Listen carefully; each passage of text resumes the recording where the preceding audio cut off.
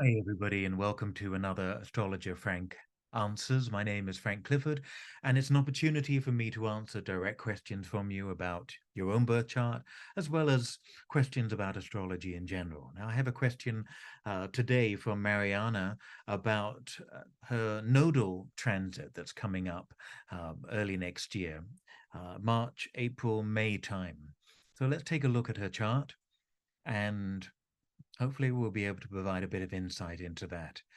Okay. Now I'm interested in looking at Mariana's chart because it's those of you who have already begun studying astrology, you'll notice that there's a very practical, very mental side to the chart. We've got planets in Virgo that likes to analyze everything and stay up in the head and spend a lot of energy working things out and thinking, how can I make things better? And we also have the moon in Aquarius, again, quite different from Virgo energy, but very interested in people, interested in what makes them tick, and again, studying people rather than perhaps getting to know them extremely closely. And you often find the Virgo Aquarius combination in people that want to be serious intellectuals, whether they are or not. I guess that depends on many different factors, but there's a great interest in analyzing human nature and understanding the importance of research into people and their motives. But we've also got a different side of the chart. We've got Neptune rising in Sagittarius that uh, which is always interesting when Neptune is so prominent, when the rest of the chart is quite um, uh, uh, connected or heady, really connected to the brain and the analytical side. Because for somebody with Neptune rising in Sagittarius, there's a longing to be somewhere else, a longing to escape sometimes, a longing to travel somewhere that feels meaningful, that's going to touch your heart. And then we have the Virgo and Aquarius that's sort of tick, tick, tick in the head, thinking about how to analyze this all and how to stay impartial or detached from things. And yet the other side of Mariana just wants to go with the flow and just be, I want to say, just um, submerged into a a realm of imagination, creativity, um, a group of people who are always looking and hoping for the future, looking towards the future, hoping for a better future of some kind.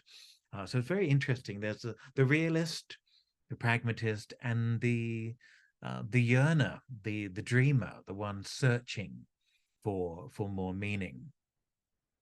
Now, that's not really anything to do with Mariana's question, so I'll get to this in a second. She's asking about her node or transit.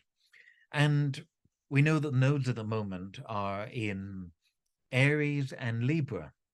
And we know that through lockdown, they were in Taurus and Scorpio, where there was obviously a lot to do with the body, Taurus, and Scorpio, crisis, drama, and also the idea of oh, uh, getting idea of money, of course, financially with Taurus and Scorpio, but the idea of trying to get grounded when the world seems to be in chaos. Now the nodes are in Aries and Libra, and they're in the opposite to Mariana's natal chart. The North Node at the moment is in Aries, but her South Node is in Aries in her natal chart. Um, Aries and Libra speak about how do I find myself back in connection with other people? How do I realign myself after the last few years? And how do I get back on track, relating in a way that's not so detached? How do I really reconnect with people, have relationships with people, and not lose myself in the process too? And this is a big Libra, Aries, Libra dilemma. You know, how do I think of me and yet still want to have an other, another person in my life too? And how do I uh, look after you and still look after myself? Or how do we negotiate this idea of being in relationship and working with each other? And so the nodes moving through these signs are bringing that back generally into the consciousness. It's also a warring sign. Both signs are linked to war, because Aries will go to war when it takes something personally, when you've upset it, it'll jump up and challenge you. And Libra will go to war over issues of unfairness, inequality, injustice. So they're both about war, interestingly, even though Libra might tell you that their ruling planet is Venus and that's all about peace. And it's really Aries over there that's all about war, because it's ruled by Mars, the god of war. But they're both about how we navigate and negotiate through conflict and through issues of having to fight for one's rights, or stand up for oneself, or stand up for other people too. So these are all important issues at the moment in life, but they're also important for Mariana in her natal chart. And I'll talk about this maybe at greater length another time, but the nodal axis is often portrayed as this idea that you've got to leave the comfort zone of your south node and head towards the north node. Well, otherwise you stagnate, or it becomes a burden, or it's negative, or it's overused in some way. My feeling is that you can do that. You can stagnate in any part of your chart, and you can move towards any part of your chart at any time of your life.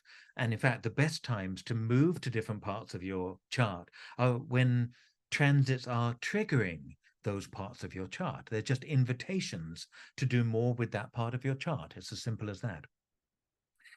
But the idea that you're having to leave the South Node behind, but in fact, it's actually a treasure trove of possibility, of insight, of talent that you brought with you. It could be something from past lives, or simply a knowing, something you understand naturally in your life from a relatively early age. You know how to do that sign well. And the opposite sign, where the north node is the challenge. It's the invitation to do something. Now, some of you will have planets already near the north node, and you're already doing that challenge. You're already accepting that invitation. Here, we've got the idea of what's already known here is the ability to put oneself first, or to fight for things, the south node in Aries. And perhaps to have fun, to have play, to experience creative joy. It's in the fifth house. The challenge here is to go into deeper relationships where things need to be more equal. Aries says, okay, it's all about me. That's fine. Come join me. And it can be about you some days of the week, and it will be about me other days of the week, and that's fine. But Libra is about, how do I navigate and negotiate that delicate balance of partnership? Here it's about partnership of friendship, about going into relationships with people. The 11th house is often the people that really share our beliefs, our ideals, our dreams, our wishes. And with Pluto nearby, the journey for Mariana is to explore on a much deeper level, profound connections of trust and friendship with people. It's also about doing something meaningful in the world, joining an organization that's going to do good, that's going to change the world in some way, or in some way working with people that's about transformation. Could be through astrology, for instance, where you're helping clients truly transform their relationships, their approach to relationships. Now, when the nodes come round, they're astronomical points. And so they don't have the same energy as a planet might have, or the same dynamic energy. When the nodes transit, again, it's a bit like an invitation. It just opens the door. It's a bit like standing on a street corner in the hope of catching a cab or meeting new people. It opens the door for new connections. the node is about these soulful connections that we make in life. So when the nodes transit, we meet people of a particular nature or type that are going to help us in that area of our lives. Now, Mariana's having not a nodal return, but a half nodal return when the nodes are opposite each other. So they're halfway through their 18.5-year cycle. And we all have that. We all have at 18.5, we have the nodal cycle, and around 36, 37, we have a second nodal cycle. And halfway in between those points, and every 18 years, but halfway between that, we have the opposition. And what I think this is saying to you, Mariana, is that when transiting North Node hits your South Node here, you have a half nodal return next March time. It's reminding you of the talents that you have. It's reconnecting you with yourself. Now, when the nodes hit some other part of our chart, other people represent that, and we meet them and experience parts of our lives and our charts through them. So I remember some years ago, Pluto hitting my nodes, and I started to meet very successful business people. They were my clients all of a sudden. They were, instead of dealing with regular money, I was now talking to people who were dealing with tens of millions or more. So I was introduced to the node in Capricorn and waking that up in a Pluto way.